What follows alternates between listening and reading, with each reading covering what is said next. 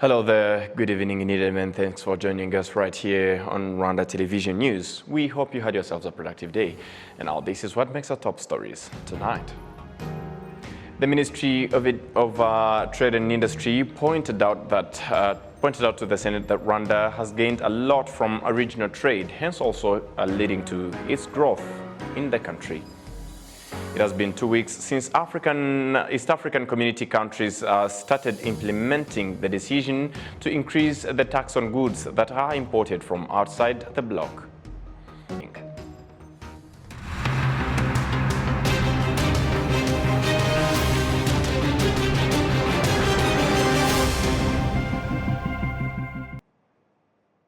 We are glad to have your company tonight, joining you straight from the heart of Africa, Kigali. My name is Sam Kalisa. And as we kick it off to our top story tonight, the Ministry of Trade and Industry has pointed out to the Senate that Rwanda has gained a lot from regional trade, hence also leading to its growth in the country. Innocent Mugabo kicks us off tonight with this. Rwanda is a member country of different economic organizations, including the Common Market for Eastern and Southern Africa (COMESA), the Economic Community of Central African States (ECAS), and the East African Community (EAC), among others. Organizations like these are meant to make it easier for traders. Gerard Munyeragwe, a businessman, states that these have simplified the process of transporting their goods. Everything has been simplified now. Some goods used to take more than 3 months to arrive here at the border, but now it is less than 45 days for goods from far places, and some take from 1 week to 18 days due to the simplified system. The Committee on Foreign Affairs, Cooperation and Security in the Rwandan Senate, during their talks with the Minister of Trade and Industry, discussed the issue of infrastructure that hinders trade in these organizations, as well as the well-being of Rwanda's exports to the region.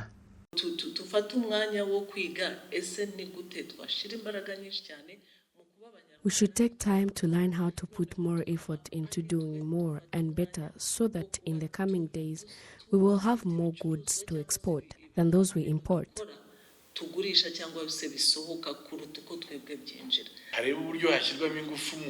We should find ways on how the Rwandan manufacturers can be helped to prioritize manufacturing quality products and keep track of those who want to invest in the sector. The Minister of Trade and Industry, Beata Habyarimana, notes that there are still obstacles like lack of political will with some of the member states, but that the existence of these organizations gives a platform to discuss issues. There are countries with little will. For example, this to do with the African Common Market when, in order to achieve its goal, 43 of its member countries ratified it. They accepted to trade, sensitized their traders, accepted the payments and revenue system we set up. The other issue is to do with security and political instability, but these platforms allow us to address them as they keep emerging. The Minister of Trade and Industry estimates that the value of Rwanda's trade with the East African community has increased by 10% in the last 10 years, from 287 billion Rwanda francs in 2012 to 663 billion Rwanda francs in 2021. In the ESC from 2017 to 2021, 108 non-tariff barriers have been resolved, leaving 19 still under discussion. Trade between Rwanda and COMESA increased by 9% in the last 10 years, from 284.5 billion Rwanda francs in 2012 to 620.6 billion Rwanda francs in 2021. Innocent Mugabo, RTV News. Thank you, Innocent, and we'll keep it to regional trade matters. It has been 2 weeks since East African community states decided or started implementing the decision to increase the tax on goods that are imported from outside the bloc. According to the Rwanda Revenue Authority, there are some products that will be exempted because they enter the region in less quantities, and that there is no worry that the decision will lead to a rise in market prices. We have more. The adopted East African Community Territorial Economic Contribution, CET, will be taxed at 30%, 33% and 35% depending on the nature of the products. Rwandan industrialists and other parties concerned about this tax increase, especially regarding raw materials, say that they do not see any problem with this increase, as the purpose is to protect the market for the products they produce. Many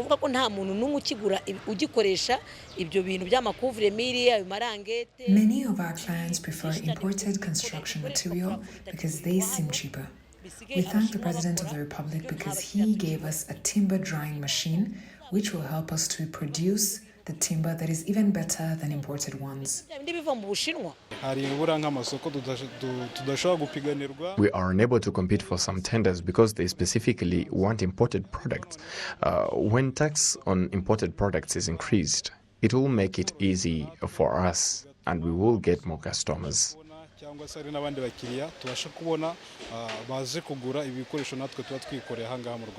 It will help us that we are going to adjust or to increase our production capacity, because now we're making 300 tons per month, but now we have a target of making double, let's say 600 tons per month. It will help us again to increase or to bring the other employees from the whole East Africa community, and we are going to gain from that.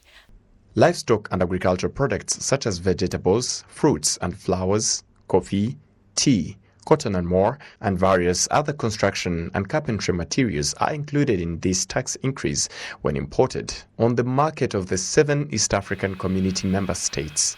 However, some industrialists are concerned that this decision might trigger a rise in commodity prices on the local market. For some products, we do not have enough industries that produce such products, for example boxes, which is why some people still order products from outside, and sometimes you find that local products are even more expensive than the ones that come from other countries like China, despite an addition of transport costs. The resolution, which took effect on July 1st, 2022, if implemented well, could increase a trade between Rwanda and the EAC member states by more than $3.7 million. Kenya's trade with other EAC member states would increase by more than $5 million, while the trade between Uganda and EAC member states would see a rise of more than $8 million. The chairperson of the Private Sector Federation of Rwanda, Robert Bafakurera, noted that this decision will help to develop regional industries. He added that in case regional industries are unable to satisfy the market, relevant decisions would be taken. In the short run, it may be not easy for people because some products are not produced in East Africa in big quantities. So it will adjust over time, but within a short time, some goods and services will be expensive. However, some countries, the member states, if they find that the product is needed and is expensive because of that reason, they request or they apply for tax remission for that kind of product. So it goes hand in hand, but over time, industries increase and production increase, and we have the goods required in the region. Regarding this concern, the Assistant Commissioner for Customs Operations Support Division at the Rwanda Revenue Authority, Yvonne Gatera, noted that the resolution allows a member state not to increase tax on goods that are not sufficient on the local market. In the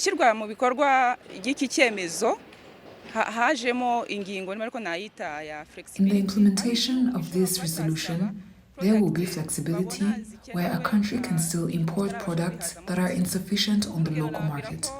For example, Rwanda requested to continue importing sugar, cooking oil, and soap on the same tax rate.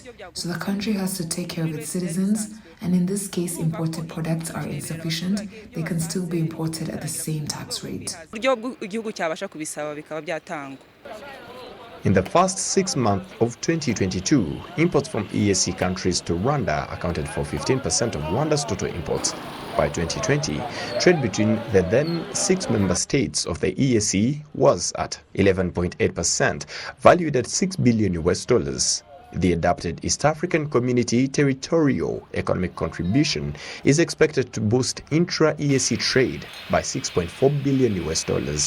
After the accession of the Democratic Republic of Congo into the EAC, the regional market increased to a total population of 300 million. Rwanda has noted that innovation in technology is among the things that helped in tackling the COVID-19 pandemic. This was shared during the 10th biennial conference of Africa Christian Health Associations platform. Ghislaine Mugwaneza reports. Medical technology such as ventilators used to deliver oxygen to a patient who is physically unable to breathe or breathing insufficiently played a role in caring for the patients that were in critical condition. Kenneth Otieno, a medical technology expert in Kenya, has said that the KO2 medical technology that he contributed in its invention had a huge impact. During COVID-19 pandemic, oxygen was a challenge and people were using oxygen concentrators. Conventional oxygen concentrators have only one patient at a time. This multi-patient oxygen concentrator can be able to supply about 10 to 15 children at a time. It saves you that challenge of not having an oxygen in the room, and it generates its own oxygen from the air, and you are able to monitor the concentration of oxygen, the amount of oxygen you are giving to the patients. And the most interesting part is that when power goes off, it has a backup that can be able to work until power comes back. Delegates from 30 countries are convening in this 10th biennial conference. The conference is being held under the theme Christian Health Associations and Networks in Pandemics, the Case of COVID-19. At first, there were churches that did not believe that the pandemic is real. It's not true, it's a lie, it did not and cannot affect African. But of course, it is real, people are dying. Then the church, even on Sunday, of course people trust the church leaders. And it's where that if we give the message of hope and salvation in Christ, then also they will trust us. If there is misinformation about COVID, but when the churches speak, people tend to listen to them. So the church, they took time, of course they liaised together with the government, with the Minister of Health. According to Cardinal Antoine Kambanda, the Archbishop of Kigali, when people are severely sick, it also affects the spirit, which is a reason as to why more effort should be put in medical care for all.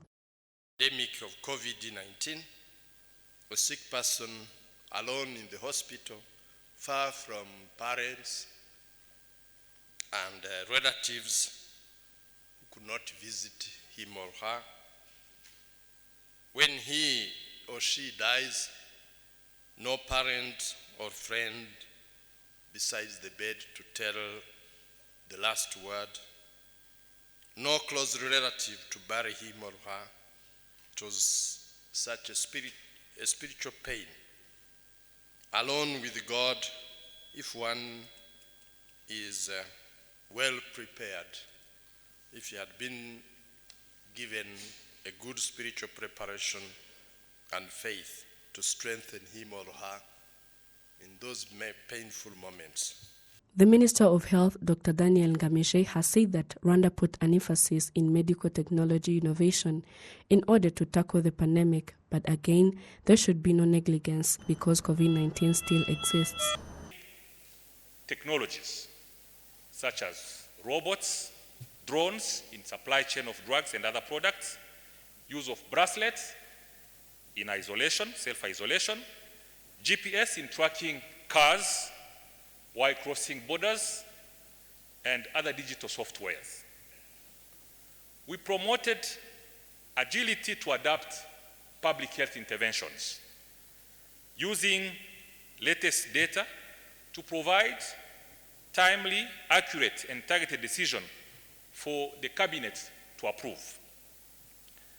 We shift from systematic isolation to home-based care as a response to the high cost that we faced when we were systematically isolating suspected cases in hotels and other facilities.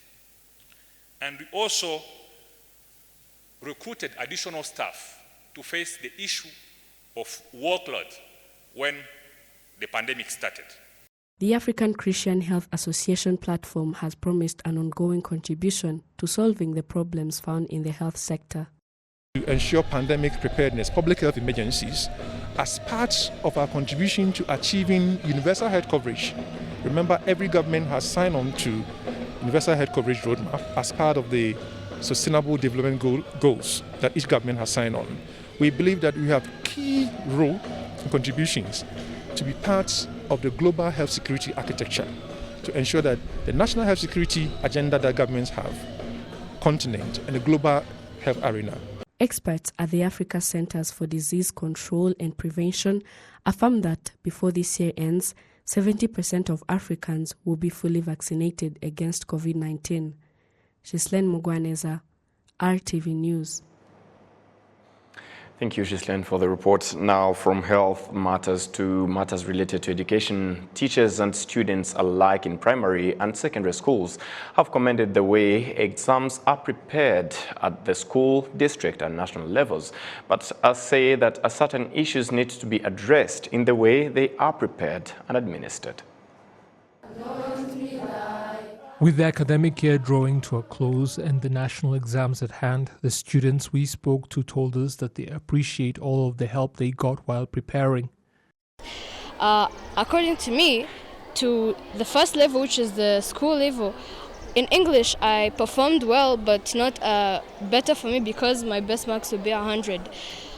In school level, in English I got 85%, which means it's an improvement. And then in district exam I had 86, which means it's also an improvement, but which shows that I don't have fear for PLE. But mostly the last level, which is the NESA level, I got 90%, which assures me 100% that I'm perfectly ready for the primary living examinations and that I'm not scared because my teachers are always there near me. Wherever I have a fault, they always pick me up and they're always there to brighten my future more than it is to be. Challenges still exist, however, when it comes to the way exams are prepared and distributed. As the setter did not touch all the topics, but just concentrated on a few topics. For example, if there are like 20 topics, you find only like 8 topics are set, and then the other topics are left. If these examinations would be set and then given enough time by the setters, so that they give them the real time and then they set the actual work so that all the topics are catered for, it will be the best for the children. But with the examinations, there is no problem. How about dispatching the marks? Distribution of marks, the best way would be if all the examinations are set like they set national examinations. If they are the end of year examinations, all the marks should be uniform for all the subjects at 100%. Officials at the National Examination and School Inspection Authority have given assurances that reforms in the way things are done are already underway. The first category is procedural.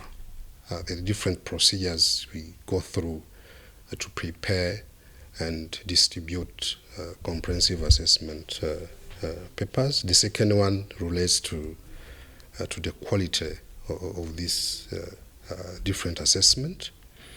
So the first one is about when exams here are ready to be sent to district level for multiplication and distribution. The first challenge which is there is about the channel through which the exams are taken from NESA to district level, whereby exams go through different hands and channels.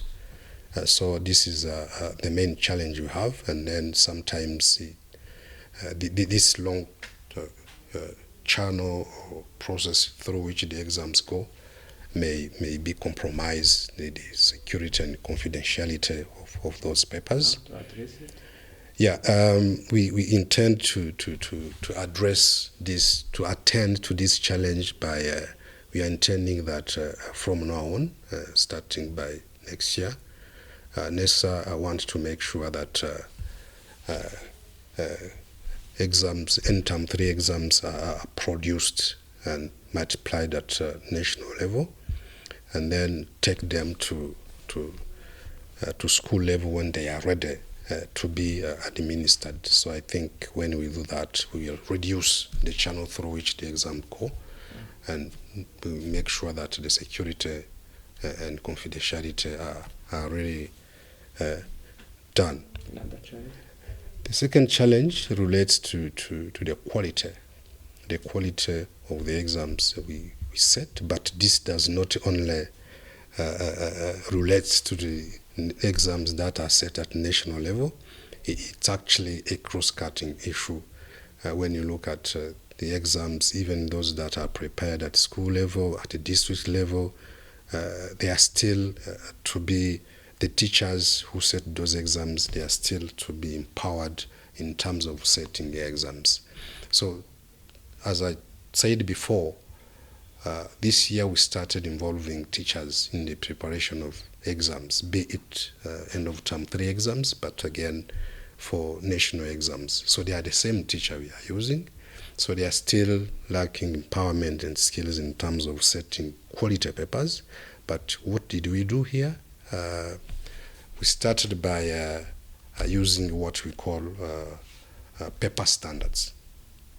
The paper standards meaning that... you established? Yes, we established the paper standards this year for both end of term 3 exams, but again for national exams. We have to define the characteristics, the criteria of a paper. Every year, Term 1 exams are prepared in schools, Term 2 at the district level, and end-of-year exams are prepared by NESA at the national level. To defense matters now, defense attachés accredited to Rwanda have held a security briefing at the Rwanda Defense Force headquarters in Kimihurura. They were briefed on RDF organization and operations, including Rwanda's engagements, both in bilateral and multilateral settings such as ongoing military operations in Mozambique and the Central African Republic and participation in peace support operations. The briefing also included a detailed perspective on internal and regional security dynamics. The briefing was organized by the RDF International Military Cooperation Department and involved 17 defense attachés and associates representing the respective countries. The head of RDF's Department for International Military Cooperation, Brigadier General Patrick Karuretwa, noted that they exchanged on updates on security dynamics in Rwanda and the region, calling on the meeting very constructive and fruitful interaction aimed at enhancing Rwanda's ability to pursue its national interest and its defense priorities through effective cooperation and genuine partnerships. You see, the leadership of this country, and in this particular context, the leadership of the Rwanda Defense Force, firmly believes in cooperation, in partnerships, as the most effective and efficient way to pursue our national interests and our defense priorities.